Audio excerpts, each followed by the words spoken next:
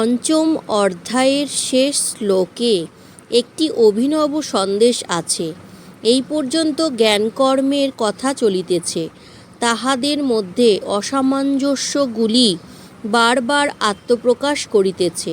ভক্তিদেবী এখন পর্যন্ত অন্তঃপুরচারিণী। এই অধ্যায়ে কয়েকবার তিনি অবগুণ্ঠনে বাহিরে আসিতে চেষ্টাপরায়ণ হইয়াছেন। এইবার উপসংহার শ্লোকে হঠাৎ তিনি সদরে আত্মপ্রকাশ করিয়াই আবার তাড়াতাড়ি লুকাইয়া গিয়াছেন। পূর্বে জ্ঞান ও কর্ম এই দুই স্তম্ভের ওপরে ভক্তিকে ত্বরণ রূপে কল্পনা করা হইয়াছে। এই শ্লোকে সহসা যেন ত্বরণের নমুনাটি দেখাইয়া দিলেন। জ্ঞান ও কর্মের সমন্বয় যেন অর্জুন একটিবার দেখিলেন। এই দেখার পর আবার সংশয়াত্মক প্রশ্ন তোলেন নাই। একাদশ অধ্যায়ের প্রারম্ভে অর্জুন বলিয়াছেন যে তাহার মোহ কাটিয়া গিয়াছে। ইহাতে বোঝা যায় যে 5 থেকে 10 এই 6টি অধ্যায়ে যাহা শুনিয়াছেন তাহাতেই মোহ শূন্য হইয়াছেন।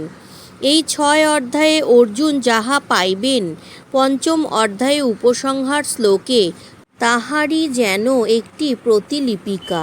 অধুনা কালে অট্টালিকাদি নির্মাণে শিল্পীদের অঙ্কিত চিত্র হইতে পূর্বাহ্নে যেমন ভাবী অট্টালিকার আকৃতি মানস নেত্রে ভাসিয়া ওঠে, তদ্রূপ এই শ্লোকে 6টি অধ্যায় প্রকাশিত তত্ত্বের অন্তর্রূপটি ব্যক্ত হইয়া রহিয়াছে। শ্লোকটিতে বলিয়াছেন একটিমাত্র তথ্য, অর্জুন আমাকে সর্বভূতের হৃদয় বলিয়া জানো, তাহা হইলে শান্তি লাভ করিবে। নিজের 2টি পরিচয় দিয়াছেন, সকল যজ্ঞ তপস্যা ভক্তা ও সকল লোকের মহেশ্বর। তিনি সর্বকর্মের ফলভক্তা ও মূল কর্তা। যিনি পরমেশ্বর, পরম ভর্তা ও পরম ভোক্তা, তিনি আমার শুভানুধ্যায়ী বন্ধু। ইহা জানিলেই শান্তি। লৌকিকেও কোনো বড় ব্যক্তির সৌহার্দ্য সম্বন্ধে নিশ্চিত জ্ঞান থাকিলে লোকে অনেক বিষয়ে নিশ্চিত থাকে। আর সকল বিশ্বের মহেশ্বর যিনি, তিনি সুহৃদ, পরম বন্ধু। তিনি কখনো অকল্যাণ করিতে পারেন না। নিয়ত মঙ্গলই তাহার কার্য। ইহা যদি কেহ অন্তর দিয়া বিশ্বাস করেন, তবে তাহার আর ভাবনার কি থাকিতে পারে। জাগতিক কোনো সুহৃদের ওপরেই সর্বতোভাবে আস্থা স্থাপন করা চলে না। কেননা কোনো সুহৃদ হয়তো যথেষ্ট স্নেহশীল, কিন্তু তাহার সামর্থ্য হয়তো অতি অল্প। সমবেদনা আছে, কিন্তু কিছু করিবার সামর্থ্য নেই তাহার।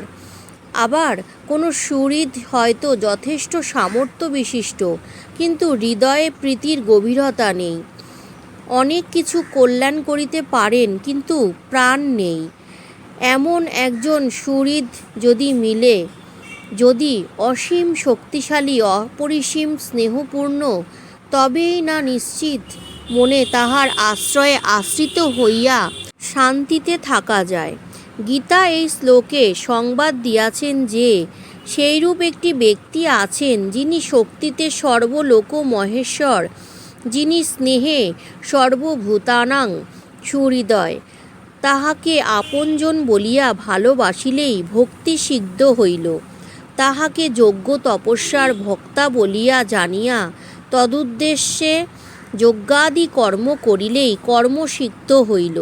কর্মজ্ঞান ভক্তির অপূর্ব সমন্বয় মিলিল। কর্মপ্রবৃত্তি, সত্ত্বাব গতি ও রসানুভূতি এই 3-এর সামঞ্জস্য হইল। একটি শ্লোক দর্পণে সমগ্র গ্রন্থ দেখা গেল। জয় জগৎবন্ধু, জয় শ্রী গুরুদেব, জয় মহানামব্রতজিৎ জয়।